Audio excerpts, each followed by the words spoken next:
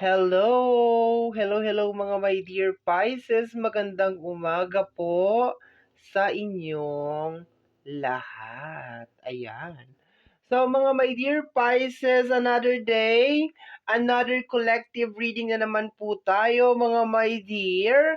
And reminder na ang gagawin natin today ay general reading. So hindi po ito 100% na ma-absorb ng lahat. Okay? Kasi hindi naman tayo pare-parehas ng situation and life. Just collect kung ano yung mga sa tingin mo kukurot sa inyong mga puso at yung hindi naman ay iwanan ninyo sa iba. Sa collective reading natin ngayon, I will be doing 2 sets of reading. Energy mo at saka energy ng outside. Tingnan natin kung ano mga energy ang masasagap natin. Ang gamit ko ngayon, my dear, is Oracle card or the Hermit Tarot. Ayan. Kukuha tayo ng 12 cards dito para sa iyo and 12 cards din, my dear, para sa outside energy. Ayan. So magandang umaga po, mga my dear. Thank you so much sa walang sawang suporta, my dear Pisces. Okay, so tingnan natin. Energy mo to, my dear, ha? I hope masagap ko yung energy mo sa umagang ito. Okay, so 12 cards tayo. Ilan na ba to? 2, 5, okay, ayan. 6, ayan. So, wala naman yan in order. Ginaganyan ko lang para, alam mo yon 7, 8, 9, 10. Tama ba? 1, 2, 3, 4, 5, 6, 7, 8, 9, 10, 11. Oh, isa na lang. 12. Okay. So, let's go tayo, my dear. This is your energy. Tingnan natin kung ano masasagap ko today. Okay, mekos-mekos lang natin. First is seek professional advice. Okay, so itong card na to, my dear, is sinasabi na makipag-usap ka sa mga tao na merong sapat na kaalaman sa kung ano yung pinagdadaanan mo ngayon. Huwag ka basta-basta, my dear, makikipag-usap sa mga tao na meron lang masabi. Yung ganon. O kaya will make the situation worse. Okay? So, seek daw, my dear, for professional advice. Okay? Makipag-usap sa mga may mga experience na dyan. Or possibly naman, my dear, baka may kinalaman yan sa legal. Okay? So, sabi dito, I left because you told me to. Okay, so meron ditong mga pag-alis or meron ditong mga separation, my dear. Sa side mo or sa area mo, my dear, sinasabi mo, my dear, sa card na to, na kaya ka parang naging cold or kaya ka siguro umalis kasi nakita mo or naramdaman mo, my dear, na parang tinataboy ka niya. Kasi yung iba, posibleng literal na sinabi sa'yo, my dear, na umalis ka na, hindi na kita kailangan, or baka naman yung iba naman sa inyo, my dear Pisces, is nararamdaman mo. No, nararamdaman mo na nagiging cold na sa'yo yung tao, 'di ba? Wala na siyang time, yung mga ganon. Okay. I'm sorry. Okay, energy ng sorry.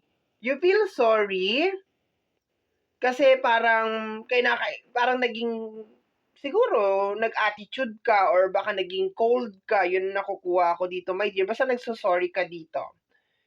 You matter. Okay. So, dito, my dear, nakukuha ko na yung scenario dahan-dahan. So, sinasabi dito, my dear, na mahal mo siya, pero kinakailangan mong dumistansya or kinakailangan mong lumayo. Okay. Kasi, as of this moment, siguro, my dear, naglalaban pa yung puso at isip mo. Okay? So, tingnan natin. Next is, I'm absolutely,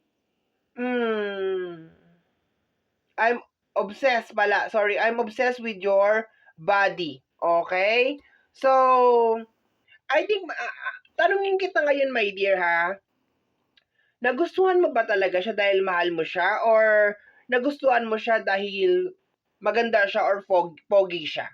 Or baka maganda ang kanyang katawan. Okay? Paki-double check lang, mga my dear Pisces. Kasi baka yung nararamdaman mo is more on parang physical attraction. Okay? Kasi parang physical attraction ang nakukuha ko dito, my dear. Okay. So, baka itong sick, I just hope, my dear, na makatulong to. Kasi sinasabi, my dear, kinakailangan mo ngayon ng guide. Okay, kinakailangan mo ng guide, kinakailangan mo ng professional advice, and hindi ko naman kiniklaim na professional ako. Pero, I hope na makatulong sa iyo to. Dito sa part na to, my dear, na sinasabi ko sa iyo na, tingnan mo, pakitingnan, my dear Pisces, kasi, baka na-in-love ka lang sa kanya dahil maganda siya, or pogi siya, or maganda ang katawan niya. Kasi sabi mo dito, merong obsession, okay, na nangyayari sa'yo. Kaya mo siya hinahanap-hanap, my dear, kasi parang meron siyang pinakain sa'yo or meron kang nagustuhan sa kanya. Pero I can feel, my dear, na hindi mo siya mahal talaga. I can feel na hindi mo talaga siya mahal.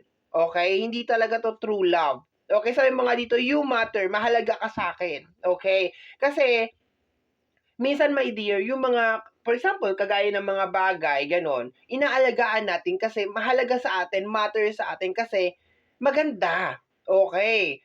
'Di ba? Maganda siya eh. Kaya inaalagaan natin. Kunyari, ano ba yung mga magagandang display natin sa bahay? Upuan, lamesa, 'di ba? Inaalagaan natin, pinupunasan natin araw-araw, nililinis natin. Kasi mahal ang pagkakabili. 'Di ba maganda siya? One of the kind. Okay, unique. Okay. So, baka ganun naman, my dear, tong tao na to. Okay.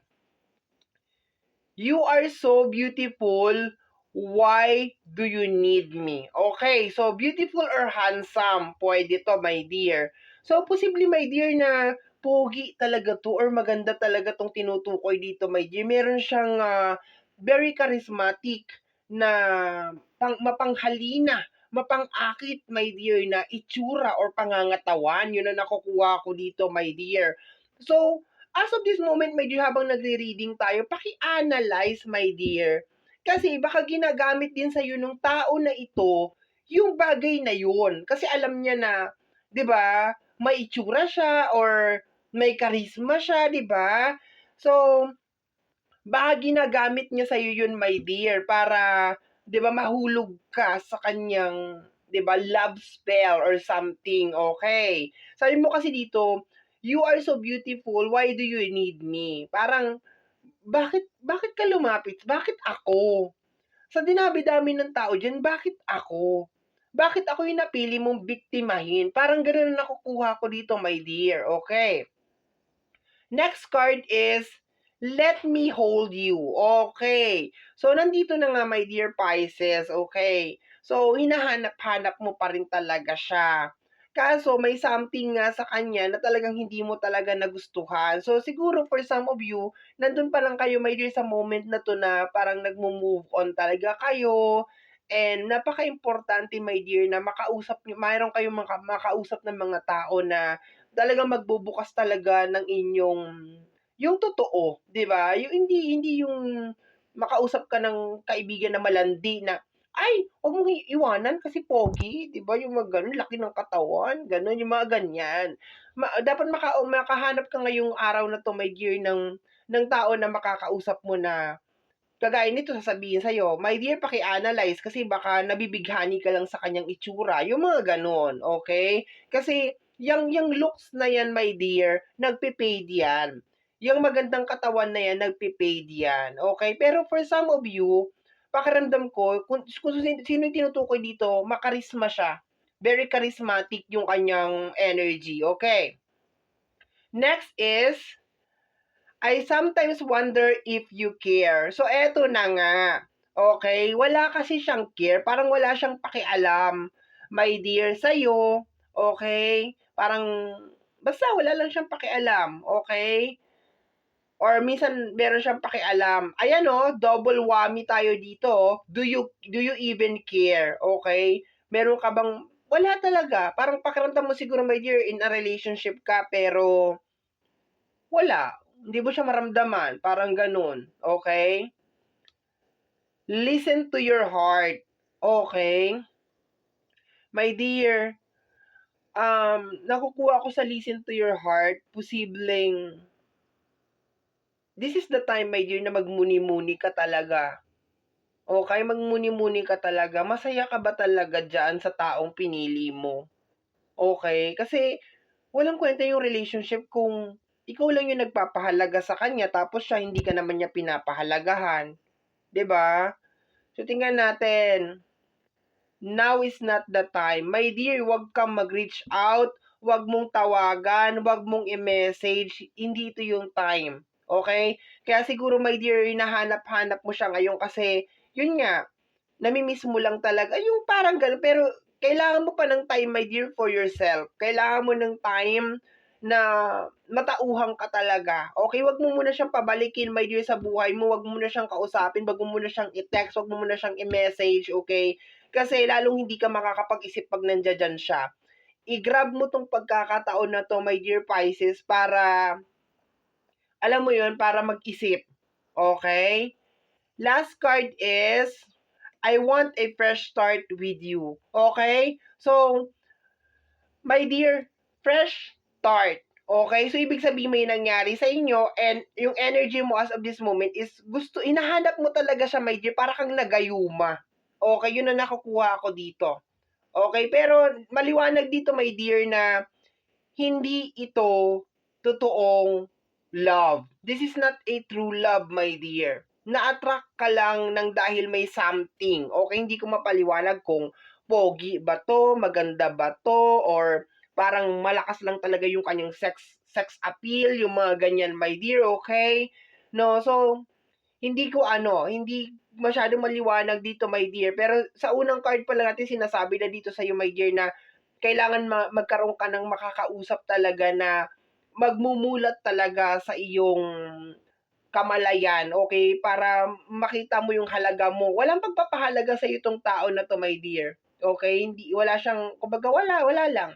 Wala siyang pagpapahalaga sa iyo. Okay? So, yan yung nasagap ko na energy mo, my dear. Once again, ulitin ko, hindi lahat ganito ang energy.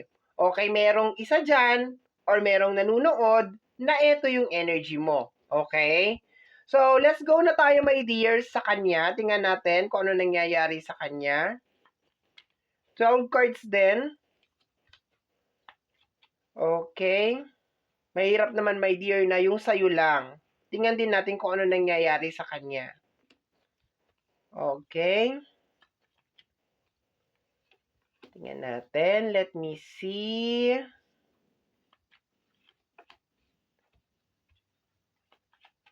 Six na yan. Okay, ito daw.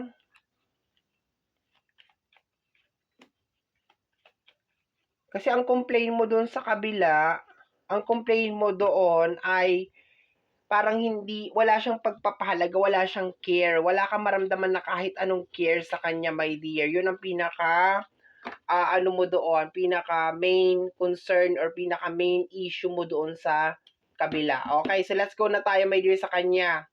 You are very special. Okay. So, special ka naman daw sa kanya. Okay? Very special ka daw sa kanya.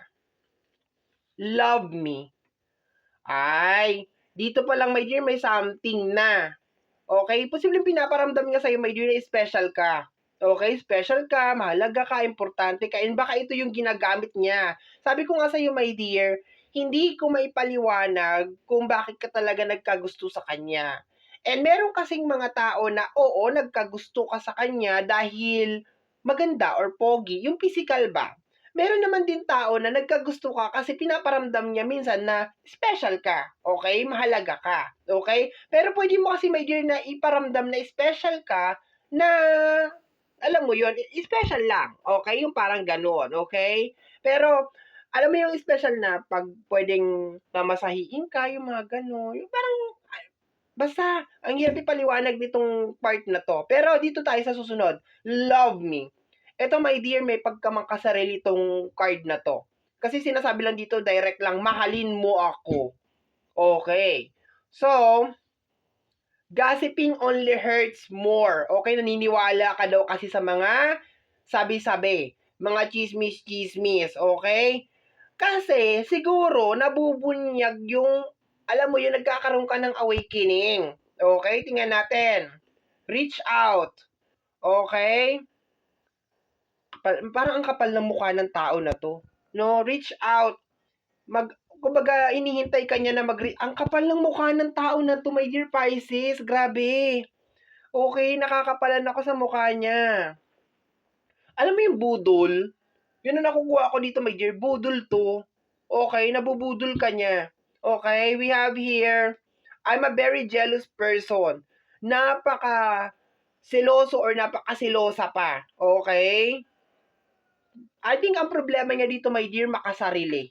Okay, makasarili to. Parang sarili niya lang, sarili niya lang, sarili niya lang, sarili niya lang. Oh yes, special ka sa kanya. Pero wala pa akong nakukuha dito, my dear Pisces, na nagsasabi na mahal ka niya. Okay? I just want you all the time. Okay? Makasarili nga. I just want you all the time. Nakakasakal to, my dear. Sabi nga dito, I just want you all the time. Gusto ka lang niya lahat ng oras, and napakaselosa or napakaseloso nitong tao na ito. Okay? Let me hold you. Gusto ka niyang sakalin. Gusto ka niyang hawakan sa leeg, my dear. Okay? Let me hold you. Gusto ka niyang kontrolin. Okay? So, isa siguro, my dear, sa strategy niya kung bakit strategy niya is pinaparamdam niya sa'yo, my dear, na special ka. Parang ganon, okay? Pwede kasi maging special ka ng walang care. Pwede yon. Pwede mangyari yon. Ang hirap lang talaga ipaliwanag, pero pwede mangyari yon. Kaso, nakukuha ko dito, my dear, na kaya kanya ginagawa yon is because gusto niya mahawakan kanya sa leeg. Okay? Yung makontrol kanya. Okay? What do you want? Ano ba daw ang gusto mo pa? O, di ba binabaliktad niya yung sitwasyon? Binabaliktad niya yung sitwasyon, my dear. Kasi nga naman, pinakitaan kanya ng something. Okay? Very special ka sa akin eh. Di ba? Very special. Okay. So, sabi nga dito, if I ask you to stay, would you leave? Okay? Sabi niya, parang dito, my dear, kasi papigil to na energy. Okay? Parang sinasabi niya na, hindi kita pipigilan kasi alam ko naman na hindi ka papapigil eh. Parang ganon. Kumbaga parang hindi ko nababaguhin kung ano yung nasa isip mo kasi alam ko naman na hindi mo naman ipapabago eh. Yung parang kung ano yung pinaniniwalaan mo, yun na yun. Okay? So, dito, my dear, sa reading na to, alam mo yung manipulative na klase ng tao, yung parang ayaw, hindi umaamin, yung parang basta kakaiba yung energy nitong tao na to, kakaiba siya, yung hindi mo maintindihan kung mahal ka ba niya or hindi. Pero so far, my dear, ako na magsasabi sa'yo, my dear, hindi ka mahal itong tao na to. Gusto ka nitong kontrolin. Okay, gusto niya, my dear, na paikutin mo yung mundo niya sa kanya. Okay, gusto niya maging obsessed ka sa kanya. Okay, ganun yun. And I think nag-work yung plano niya. Okay, yun ang pakiramdam ko, nag-work yung plano niya kasi hinahanap-hanap mo siya ngayon. Okay, kahit na siguro hiwalay na kayo, hinahanap-hanap mo siya. Okay. I hope that you will wait for me. Okay. So, tingnan mo hintayin mo daw siya.